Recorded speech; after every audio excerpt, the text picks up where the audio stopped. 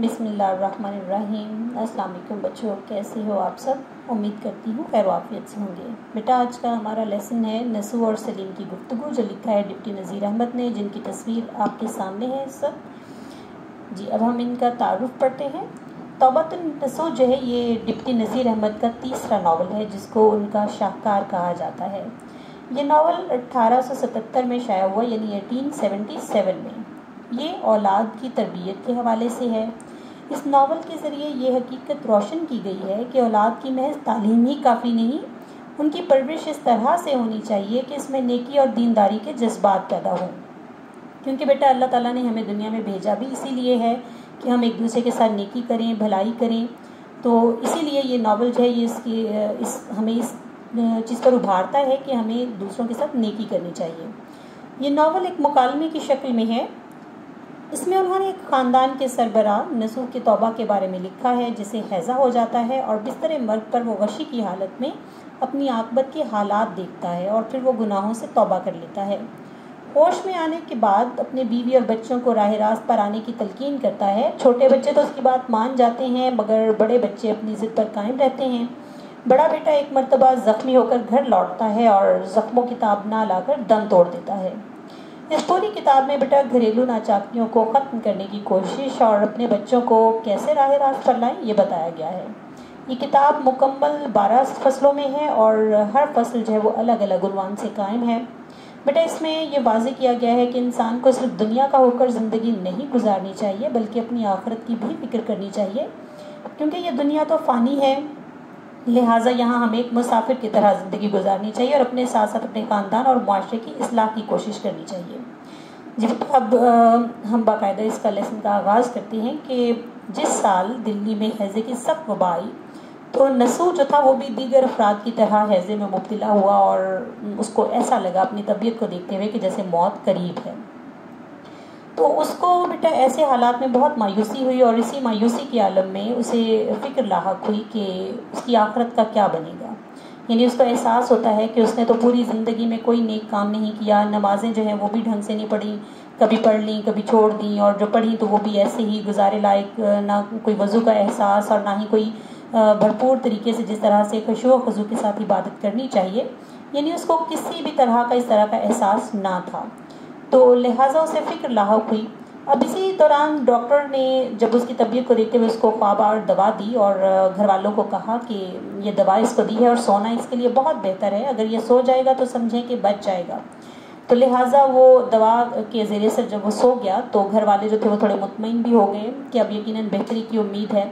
लेकिन जब वो ज़्यादा देर सोता रहा तो घर वालों को फ़िक्र लाहक हुई कि ये ज़्यादा देर सो रहे हैं, तो जगाने की कोशिश की, लेकिन फिर भी वो नसूह जो थे वो अपने हिसाब से ही दवा का असर ख़त्म होने पर जो है उठे हैं। तो ख्वाब में उन्होंने बेटा मरने के बाद जो हालात देखे अपनी आखिरत के, तो वो बड़े खौफनाक किस्म के मनाजर थे।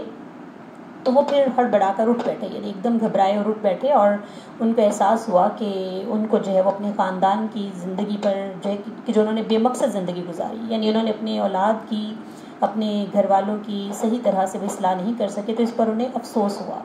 तो उनकी कोशिश थी अब कि किसी तरह से ऐसा जो है वो वक्त गुजारा जाए कि ताकि जो है वो घर वालों की इस्लाह हो सके। जो वक्त गुजर गया सो गुजर गया, तो जो वक्त अब उनके पास है उसको वो अच्छे तरीके से उसको जो वो गुजारे, अच्छे तरीके से अपने बच्चों की इस्लाह कर सकें। तो इसके लिए उन्होंने कोशिश की और बड़े बच्चों के हवाले से तो उन्होंने सोच लिया कि जो बेटा और बेटी एक शादीशुदा थे, तो उनको पता था कि वो तो शादीशुदा हैं, वो उनका अपना घर बार है, लेकिन उनको दिल में ये अफसोस ज़रूर था कि उनकी वो अच्छी तरबियत नहीं कर पाए, तो उनके जो असरात हैं अब वो उनकी औलाद में भी आएंगे। लेकिन चूँकि अब वो उस मामले में बेबस थे, क्योंकि वो अपने घर के मालिक अपने घरों में रह रहे हैं, तो लेकिन जो बच्चे उनके पास मौजूद थे तो उन्होंने सोचा कि अब उनकी जो है वो इस्लाह की जाए। तो अब उन्होंने इसी हवाले से फिर अपनी बीवी के साथ जो है वो बीवी को बुलवाया और उसके सामने अपनी और अपने ख़ानदान की बेमकसद ज़िंदगी पर अफसोस किया। फिर दोनों मियाँ बीवी ने मिलकर फ़ैसला किया कि अब हम ऐसी ज़िंदगी गुजारेंगे, यानी ऐसी शानदार ज़िंदगी गुजारेंगे कि जिसमें दुनिया के साथ साथ उखरवी ज़िंदगी भी अच्छी हो सके। यानी हमारी दुनियावी ज़िंदगी तो अच्छी हो ही हो, लेकिन इसके साथ साथ उखरवी ज़िंदगी भी अच्छी हो। तो इसी हवाले से फिर उन्होंने अपने बेटे को बुलवाया। यानी अब हम आगे चलते हैं। आज तो मियाँ बीवी में ये कॉल करार हुआ। ये पैराग्राफ बेटा ये देखिए आपके सामने है कि सबक के आगाज़ से ये लिया गया है कि इसमें जब वो वही बात कि नसू ने जबाल में ख्वाब में आकबत का दिल दहला देने वाला मंजर देखा तो फिर उसने अपने बच्चों की इस्लाह का सोचा और इसी हवाले से सुबह सलीम को छत पे बुलाया और मदरसे जाने और खेल के मुतल्लिक जो है वो बातचीत की। तो सलीम ने बताया कि बड़े भाई जो हैं वो एक दोस्त के घर इम्तहान की तैयारी के सिलसिले में मदरसे जाते हैं, यानी वो पहले अपने दोस्त के घर जाते हैं और वहाँ पे वो उनके साथ मिलकर इम्तहान की तैयारी करते हैं, फिर वो वहीं से मदरसे चले जाते हैं। इसलिए मैं अकेला जाता हूँ, यानी भाई के साथ मदरसे नहीं जाता बल्कि अकेला जाता हूँ। तो उन्होंने बताया कि जब से 4 शरीफ लड़कों से दोस्ती हुई है खेल जो है वो पसंद नहीं है। तो अब ये सारी जो मतलब बातें हैं वो बताता है कि उन लड़कों की जो नानी है उन्होंने उसको बताई हैं ये। अब इसके बेटा बाकायदा इस पैराग्राफ की तशरीह करते हैं कि अगली सुबह यानी सलीम जब अभी सोकर नहीं उठा था कि मुलाजमा ने आकर जगाया और बताया कि उसके अब्बा उसे ऊपर वाली मंजिल पर बुला रहे हैं। तो सलीम की उम्र बेटा उस वक्त तकरीबन 10 बरस से थोड़ी कम थी। तो ऐसी उम्र जो है उसमें बच्चे गैर मामूली बात पर थोड़े घबरा जाते हैं। तो इसी तरह से जब सुबह सुबह वालिद ने तलब किया तो सलीम जो था वो भी घबरा गया। तो डिप्टी नज़ीर अहमद ने बेटा इस पैराग्राफ में एक 9 उम्र बच्चे की जो नफ्सियात हैं उनको बखूबी बयान किया है कि 9-10 बरस के बच्चे को अगर नींद से जगाकर ये खबर सुनाई जाए कि उसके वालिद उसे तलब कर रहे हैं तो उसका घबरा जाना फितरी अमर है। चुनांचे बच्चा जो है वो अगर परेशान हो जाए तो सबसे पहले अपनी माँ से रुजू करता है। सलीम ने भी ऐसा ही किया। उसने जल्दी जल्दी मुंह धोया और माँ से आकर पूछने लगा कि आपको कुछ मालूम है कि अब्बा जान ने क्यों बुलाया है।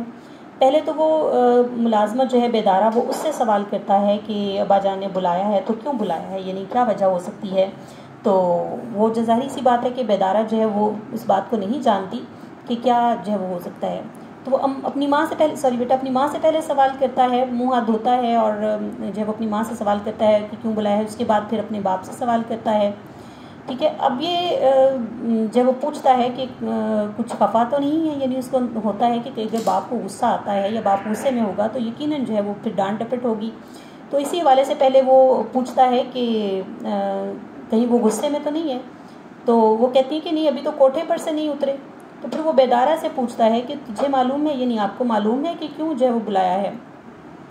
तो बेटा सबसे पहले उसने जो माँ से सवाल किया ना, तो ऐसी सूरत हाल में जब बच्चे गैर मामूली सूरत हाल में जब बच्चे घबरा जाते हैं तो फिर माँओं की छत्तर छाया में ही बच्चे पनाह लेते हैं, क्योंकि औलाद के लिए माँ की मौजूदगी उनके तहफ़्फ़ुज़ की अलामत होती है और औलाद को ये यकीन होता है कि जैसी भी सूरत हाल होगी माँ उसे संभाल लेगी। फिर घर में चूँकि माँ को मरकज़ी हैसियत हासिल होती है इसलिए घर में सबसे बाखबर फ़र्द भी वही होती है। तो जब मुलाजमा ने सलीम को आकर जगाया और यह खबर दी तो उसे जब वो साहब बालाखाने पर बुला रहे हैं तो फितरी तौर पर सलीम के जहन में यही आया कि वो अपनी माँ से रुजू करे, इससे असल सूरत हाल मालूम हो जाएगी। अगर नहीं मालूम होगी तो फिर मेरे पूछने पर उसे ये भी मालूम हो जाएगा कि मुझे वालिद साहब ने बुलाया है, ताकि वो भी उसके पास मौजूद रहे। तो लिहाजा जो है वो फिर परेशान हुआ थोड़ा सा कि वालिदा ने जब उसको बताया कि मुझे तो नहीं मालूम कि क्यों बुलाया है। तो इस पर जो है वो फिर बेदारा से भी जब सवाल करता है कि क्या तुम्हें मालूम है कि क्यों मुझे बुलाया है, तो वो बेदारा जो है वो कहती है कि नहीं मुझे तो नहीं मालूम, मैं तो ऊपर लोटा लेने के लिए गई थी तो मियाँ जो है वो अकेले बैठे किताब पढ़ रहे थे, तो मियाँ ने आपका नाम लिया और उन्होंने कहा कि उनको भेज दो। तो अब वो फिर उसकी जान भी का जो है वो सारी सूरत हाल तो वो तफ्तीश करने की कोशिश करता है कि कहीं वो गुस्से में तो नहीं थे। तो फिर वो साथ ही अपनी माँ से भी कहता है कि अम्मा तुम जो है मेरे साथ चलो। तो माँ जो है वो फिर कहती है कि मेरी गोद में तो लड़की सो रही है तो मैं कैसे जा सकती हूँ, तो यानी मैं कैसे उसको जो है वो लड़की को अलग करूँगी अपने से, वो उठ जाएगी, उसकी नींद ख़राब हो जाएगी। और फिर उसको कहती है कि तुम इतना डरते क्यों हो, यानी जब तुमने कुछ किया नहीं है, कुछ गलत नहीं किया, तो तुम्हें फिर डर किस बात का है, और तुम जा क्यों नहीं रहे हो, ऊपर तुम्हारे वालिद ने बुलाया तो तुम जाओ। तो फिर वो सलीम पूछता है कि वो कुछ पूछेंगे। तो माँ कहती है कि जो कुछ भी पूछेंगे तुम उसका सही तौर पर जवाब दे देना, यानी जो बात है जैसे वो पूछें, जिस तरह बात करें उसका उसी तरह से जवाब दे देना। तो सलीम जो है फिर डरता डरता आखिरकार वो ऊपर जाता है और सलाम करके अलग खड़ा हो जाता है। बाप उसे बुलाता है और फिर पूछता है कि मदरसे क्यों नहीं गए, तो वो फिर बताता है कि बस थोड़ी देर तक मदरसे जाने वाला हूँ। फिर वो पूछता है उससे कि भाई के साथ जाते हो या अलग जाते हो, तो वो फिर बताता है कि कभी कभार भाई के साथ वरना अकेला। तो पूछने पर वो बताता है क्योंकि भाई के इम्तहान करीब हैं और वो फिर अपने दोस्त के साथ जो है वो तैयारी करने के लिए चले जाते हैं। तो यही वजह है कि उनको वहाँ देर हो जाती है, तो फिर कभी कभी तो वो घर भी नहीं आते और सीधे मदरसे चले जाते हैं और वो वहाँ पे फिर मौजूद होते हैं। तो कहते हैं, फिर वालिद पूछते हैं कि अपने घर में क्यों नहीं वो पढ़ता बड़ा भाई, तो वो फिर बताता है कि भाई जो है वो जो बड़े भाई हैं उनके पास हर वक्त जो है गंजिफा और शतरंज होती है, तो फिर इत्मीनान के साथ जो है वो पढ़ नहीं पाते। तो फिर बाप जो है वो पूछता है कि तुम्हें भी शतरंज खेलनी आती है, यानी फिर सवाल से पे सवाल निकलता चला आता है। तो वो कहते हैं कि मैं खेल तो लेता हूँ, लेकिन मुझे पहचानता हूँ मोहरे, लेकिन चालें भी जानता हूँ, लेकिन कभी खेलने का इत्तेफाक नहीं हुआ।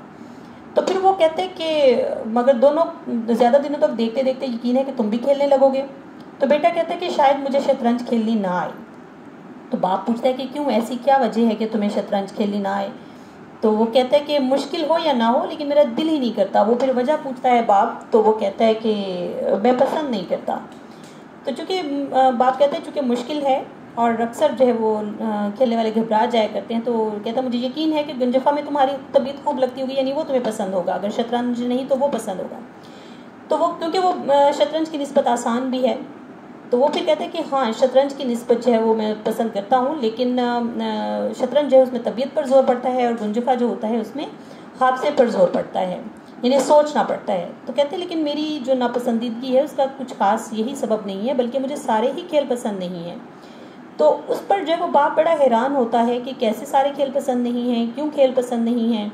तो वो फिर सबब जानना चाहता है, नापसंदीदगी की सबब जानना चाहता है, क्योंकि वो कहता है कि आज से शायद 4-5-6 माह पहले जो है वो जिन दिनों मकान के बाहर बैठा करता था, तो कहते हैं कि मैंने खुद तुम्हें हर तरह के खेल खेलते देखा है।